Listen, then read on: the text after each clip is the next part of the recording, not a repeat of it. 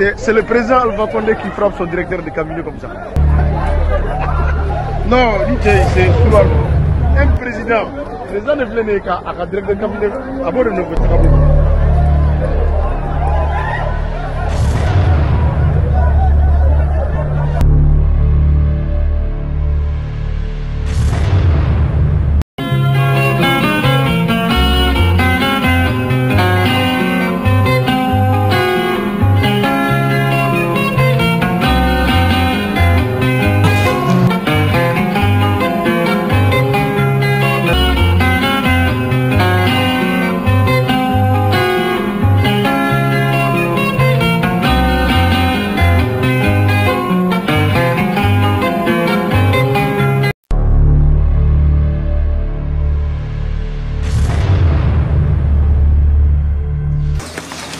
Parce que moi je considère qu'Alpha n'a jamais été élu. On l'a imposé au peuple de Guinée. On a bâillonné le principe de la démocratie même, comme le conseillait soit Jean-Jacques Rousseau, soit Karl Marx, dire quand même la gestion des affaires d'un peuple dépend de ce peuple, dans la mesure où ils ont donné mandat à un groupe de citoyens qui souhaitent gérer convenablement, honnêtement et sérieusement leurs intérêts. Alpha a été mis au pouvoir par Kouchner, Abdou Diouf,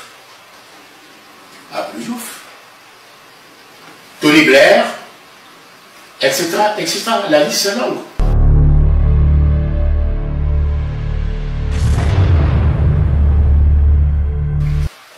Savez-vous que Bernard Kouchner a signé un contrat avec les anciens mercenaires dans son bureau au ministère des Affaires étrangères au moment où Alpha était apparemment d'accord pour la manifestation au mois de septembre 2009. Ils étaient partis par la suite aux États-Unis pour se reposer paisiblement. Il l'a trahi. L'arc-en-ciel. Quel arc-en-ciel? Et ce point sur les mercenaires, je ne l'ai pas saisi. Les mercenaires, c'est-à-dire que c'est les anciens mercenaires de Taylor, Charles Taylor, je sais pas, Charles Taylor, bon, tu t'es recruté. Donc le massacre, les viols de nos sœurs et de nos mères au stade, oui, ben ce n'est pas les militaires guinéens qui ont commis cette abominabilité, cette cruauté, cette monstruosité. Alpha n'était pas étranger derrière. Bon, l'attentat commis contre Moussa Dadis, Alpha était comparse, parce que le seul obstacle pour accéder au pouvoir, c'était Moussa Dadis. Il fallait le liquider. Et Alpha avait ses hommes dans l'armée guinéenne. Alors moi je dis carrément aux citoyens de mon pays d'origine, qui portent le kaki, qui réfléchissent un peu, ils ont leur rôle à jouer. Un rôle à jouer.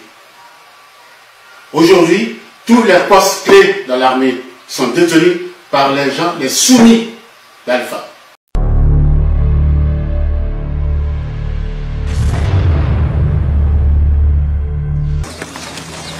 Ce pillage systématique depuis qu'Alpha est là. Aujourd'hui, je crois qu'il est multimilliardaire.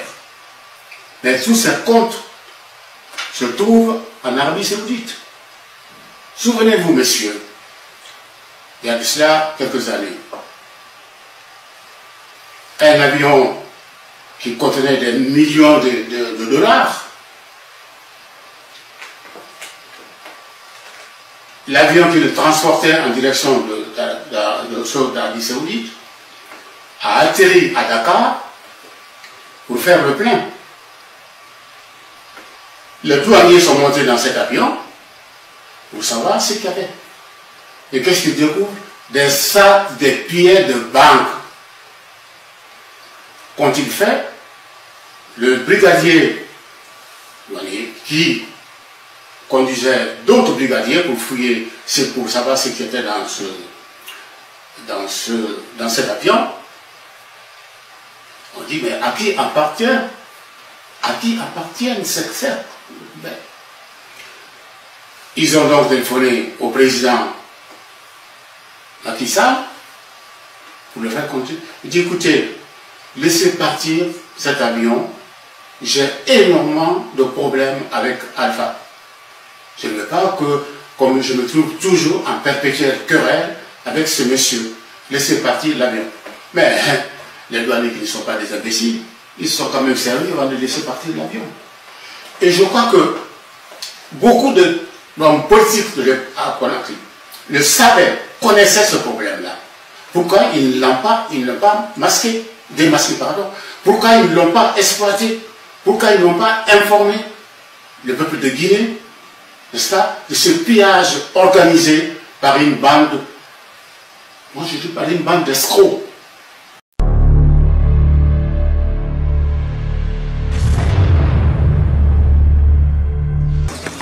Le seul adversaire pour la Ligue aujourd'hui, c'est Alpha Condé. Alpha n'a même pas une case en Guinée. Il a tout au Burkina Faso. Je pense qu'aujourd'hui, la Guinée se vide de toute sa potentialité humaine. Les femmes, les enfants, les hommes qui prennent la mer au péril de leur vie pour échapper au massacre d'Alpha. Pendant ce temps-là, lui, son fils, vient d'ouvrir un hôtel au Brésil, un hôtel de 250 chambres, etc., etc.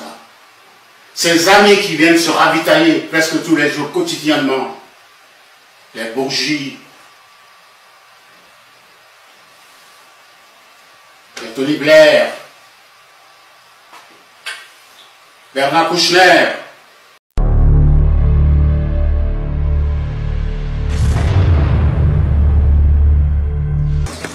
Vous avez arrêté de dire Alpha Condé pour adopter le nom Alpha Condé. Pourquoi?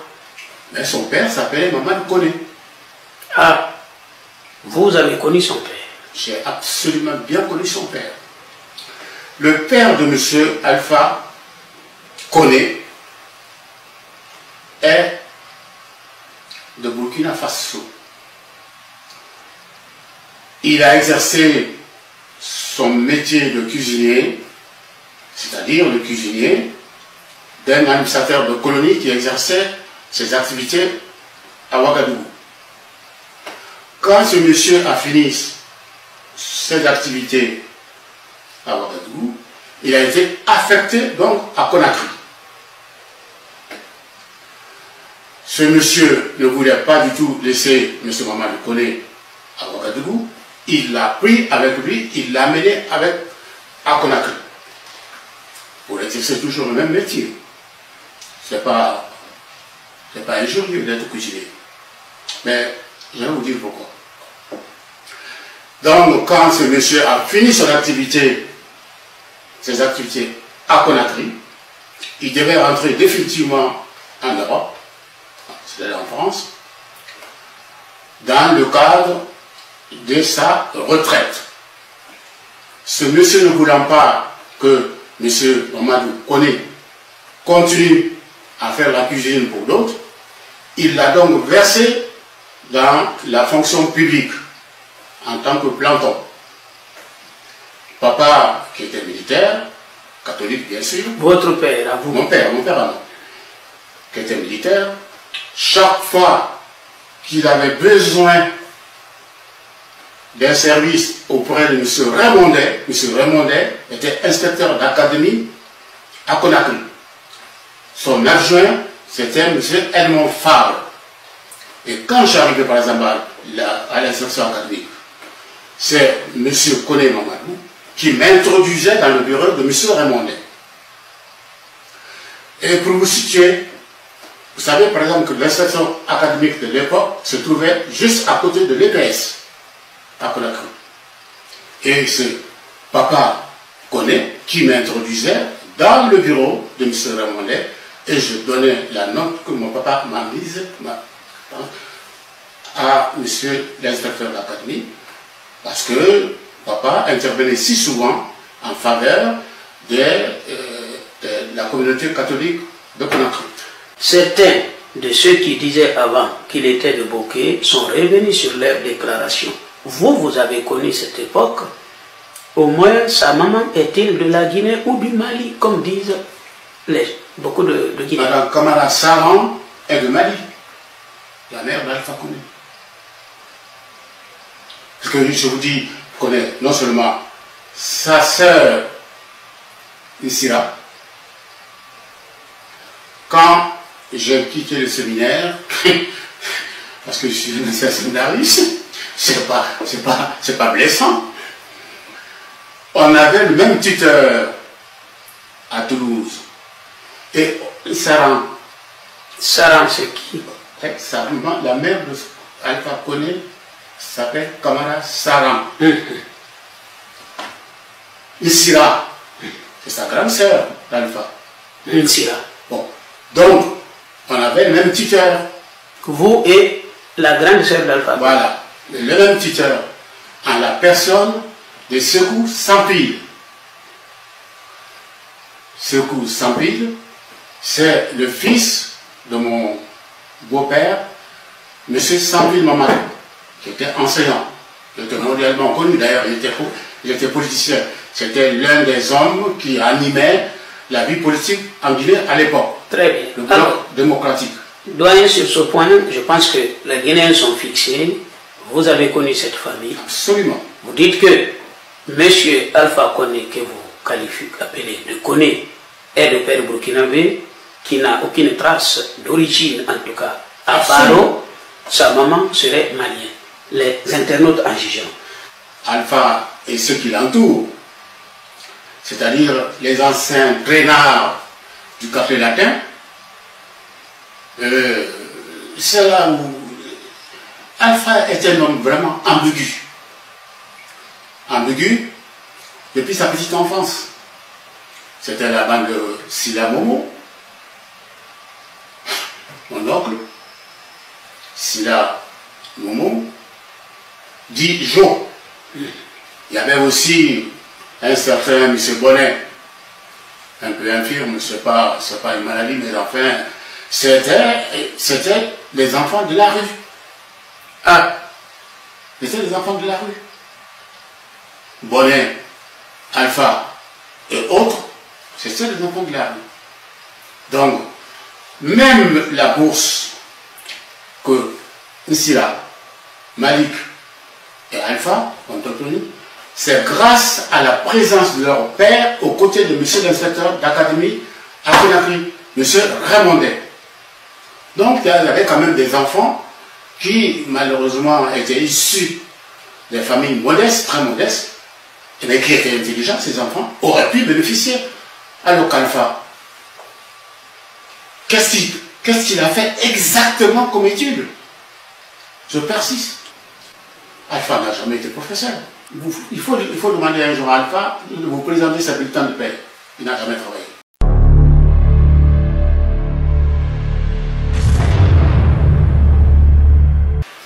Je me rappelle, monsieur, un jour, à la Maison internationale de séjour dans le 12e arrondissement, Alpha Koné participait à cette réunion.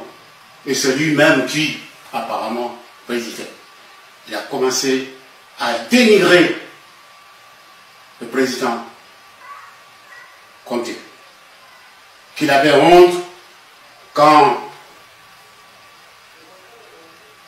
l'ancien Conté participait aux réunions internationales, qu'il était soi-disant dans un concours. Je posais la question à Alpha. Si le président Conté a pu gérer le peuple, il a épargné à notre peuple la guerre civile. Il a tout fait. Et chaque fois que qu'un des ministres de Lassana Conté, venait lui présenter un dossier. Il disait, si ce dossier est bon, si ça va dans l'intérêt de la Guinée, pourquoi pas, il faut le traiter. Voilà l'homme pour lequel j'ai beaucoup de respect.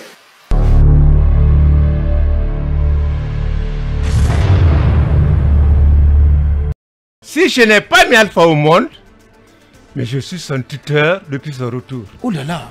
Alpha nous a quittés en 1953 pour la France. Il est revenu combien d'années après?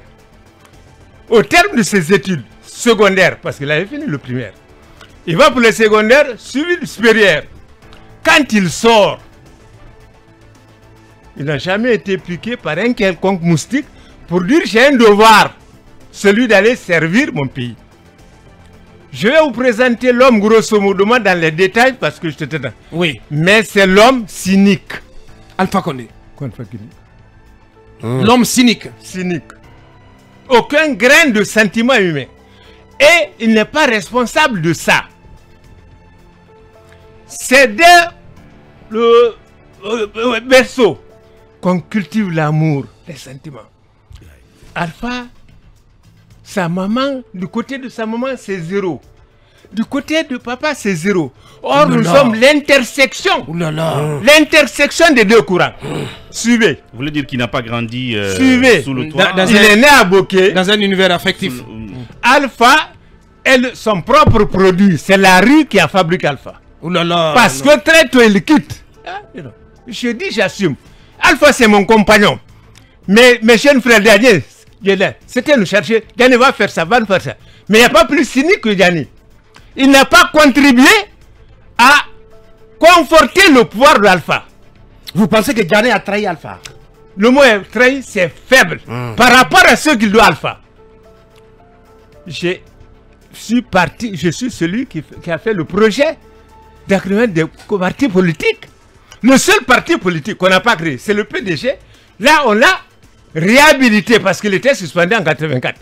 Mais en 92, préparant la présidentielle, j'étais là avec Gomez. Donc je suis à la fois l'abeille ouvrière, tout ce que vous voyez comme structure, ceci, cela, j'en suis un des géniteurs. Donc finalement, comment vous résumez l'homme? Vous résumez l'homme en disant que c'est quelqu'un de cynique. Il est ingrat. Ingrat. Peut-être à votre égard, mais pas à tout le monde. Non. Je dis, j'assume. Oui. Vous allez vite en besoin. On va l'écouter, les gars. Je vous écoute. Alpha ne sait faire du mal qu'à celui à qui il doit se suivre cela. Il a fait du mal à Lassana Kouyaté. Lassana Kouyaté ne serait pas là avec son âme, celle de ses enfants. C'est moins. La victoire serait difficile. Lassana est venu à la faveur de Beka. Je dis, écoute, c'est un moment qui est baga. Toi, tu ne saurais être baga. Tu as chassé à Kouroussa les moineaux.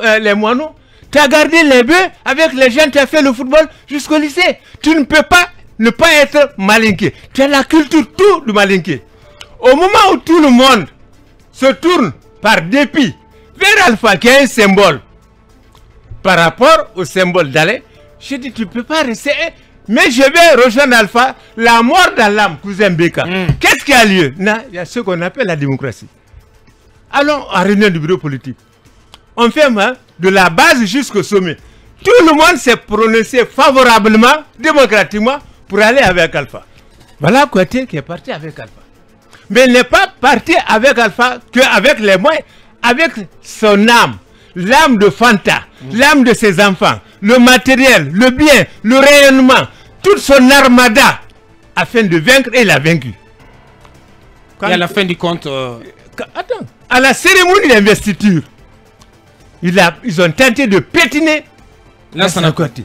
À la loge, on dit non, c'est pas ta place. Mais comme c'est le fils, comme on dit, de son père, il est demeuré. Donc on a cultivé à Alpha que la cohabitation avec Kouyaté tue sa personnalité. La cohabitation avec François Fall tue sa personnalité. Il n'est doté de lui d'aucune expérience, sinon que monter des coups bas, d'intrigues. Alpha n'a de bonheur que dans le montage des intrigues. Parce qu'il en tire l'essentiel de lui, de l'école primaire jusqu'à l'université, il n'a rien maîtrisé de propre. C'est de comment. Sur le plan politique, donc, je suis son professeur. Alpha n'a jamais été un politique. Il n'a été qu'à partir de 1992. Avant donc l'élection. À la création. En France, c'était un activiste. Un activiste, un chercheur de ceci. Il n'a jamais de stabilité. De l'école dans la vie politique. À la recherche du mieux-être. Mais un mieux-être qui ne viendrait pas de son effort politique, mais s'approche. Les conséquences, la communauté malinké, je m'excuse d'en parler, parce que je suis baga, mais 80% de ma chance, je dois ça au malinké. Dehors de reconnaissance. Le Kouramodou Doumbouya à l'école, le duo alchimisien, jusqu'à l'université. Sékou Touré m'a appris, il m'a appelé Beka. Il m'a dit beaucoup de choses. Toute ma promotion administrative, c'est les Malinké. Vous direz, mais ils avaient leur. C'était leur moment. Mais quand le président Conté est venu, nous avons fait table rase. Nous avons fait table rase. Nous venons de loin. Donc, ce qui est arrivé le 4 juillet. 4 juillet. Oui. 4 juillet, soyez très prudents. Écoutez-moi. Bien. On envoie la première mission à l'extérieur. CMRN. Dirigée par le premier ministre Dara. Ils font la ronde. C'est arrivé à Abidjan, où on leur remplit les sacs d'argent CFA avec la part de Conté. Ils reviennent chacun d'eux avec sa serviette, sa sacoche, ils sont enrichis. Ils sont venus en réunion de CMRN, compte rendu. Monsieur le président, voilà ce que il dit vous ramenez. Parce que je ne vous ai pas envoyé pour quémander. Je vous ai envoyé pour expliquer les raisons qui ont poussé. On n'a pas fait un coup d'État. Mais c'est parce qu'on n'a pas respecté la loi. C'est ce qui nous a amené à sauver la patrie. Nous avons pris donc le pouvoir pour sécuriser la nation. D'où nous sommes venus. Donc, tout ce qui est arrivé, c'est parce que c'est un dépit. On a poussé les gens, on a poussé. Parce qu'on a dit, bien un peu de réflexion. Un forestier qui va remplacer au pouvoir un malinké pur, propre, alors que la loi était là, qui devait se en tant que premier ministre. Il avait raison. Comme nous avons dit, il se met à se trahir. Le groupe de Ismaël, avec les Mamadi, tout ça là, qu'est-ce que ça a donné? Au moment où on passait à la réunion, les Djanais avaient reçu les consignes d'arrêter Lansana Conté. Lansana Conté a dit, je m'en vais. Mais veillez sur le dispositif. En cas de cas, vous prenez. Vous n'avez pas besoin de feu vert. Bien. Donc, dès que c'est apparu qu'il devait être arrêté, tac, nous avons déclenché la machine. Bien. Il ne reste plus.